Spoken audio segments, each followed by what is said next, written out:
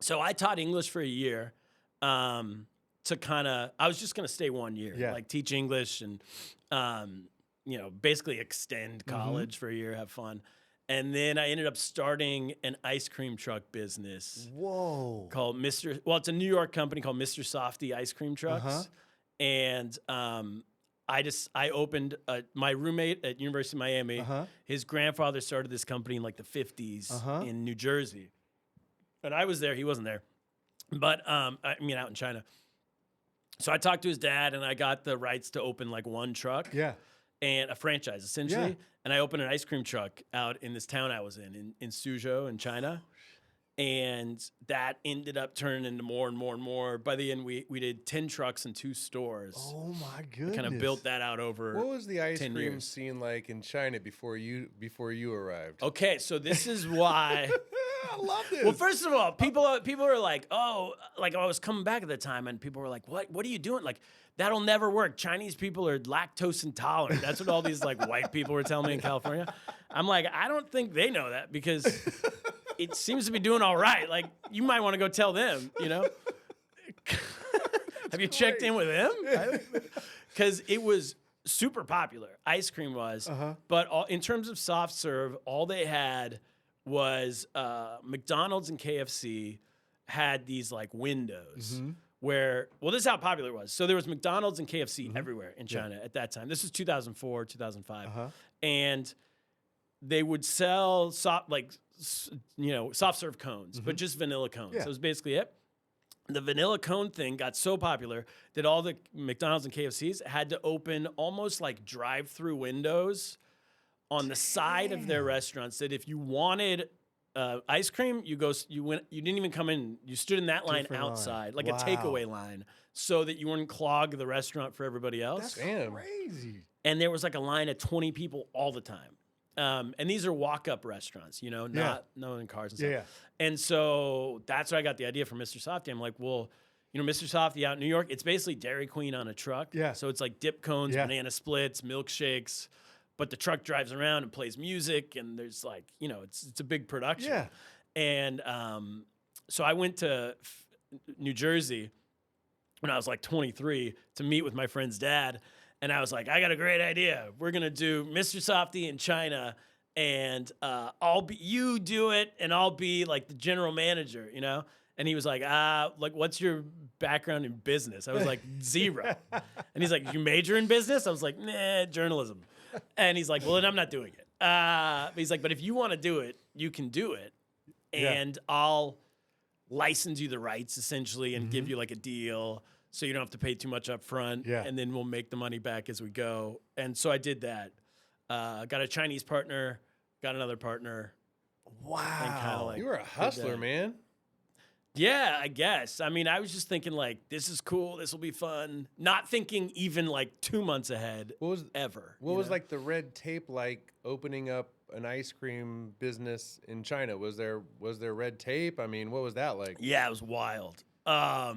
So it was, let's see, you needed, at that time, China was really pro foreign business.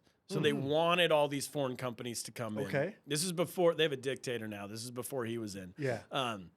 Actually, he's a very good president. I have to go back there in 3 weeks.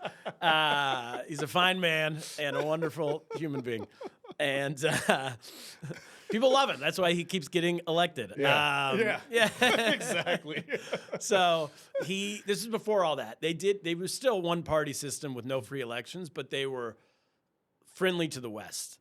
And they wanted all these companies to come in. So they were all trying to raise foreign capital. So they told me that they would give me the license and the permits to do this, but I needed to commit to, within like 10 years or something, investing $1 million in the local market. And I went, all right, but like, what guarantee do you need from me? And they're like, well, just that you promise. And I went, oh, okay, yeah, I promise. And I'm like, sure. That's it? Yeah, fine. What are you going to do, All right, pinky swear, whatever you need, And they went, all right, sounds good. And I realized later it was all because the guy I was dealing with in the local government could tell his boss that he had just raised $1 million. He got $1 million commitment. Who could tell their boss they got $1 million commitment. It was all like smoke and mirrors. Yeah. You know? That's crazy.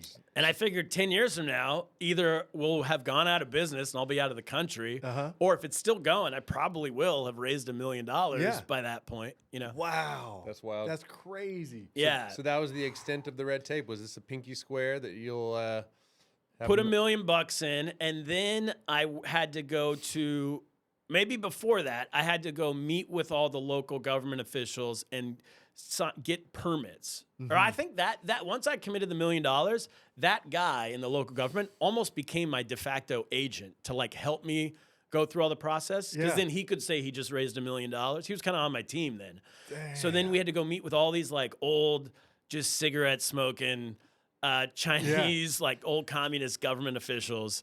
And these guys, I remember going to their offices and they were drinking tea. None of them had a computer in their office. It was about this big, each office, or maybe even double this size. Like, it was like, remember Steinbrenner's office in Seinfeld? Yeah. It was like that.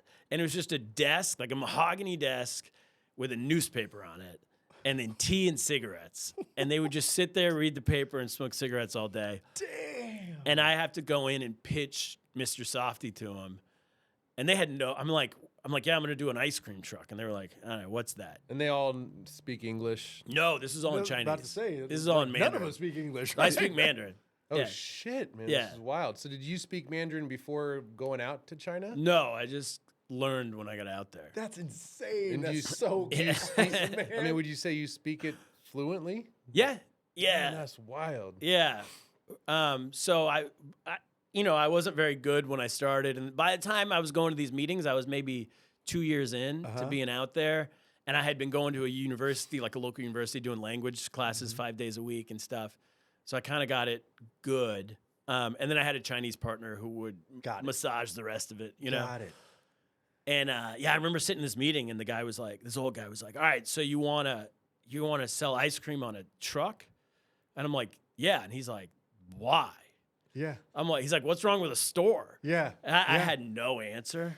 I was Dang. like, oh shit, I never thought That wasn't a thing out there, right? I was like, I don't know, actually.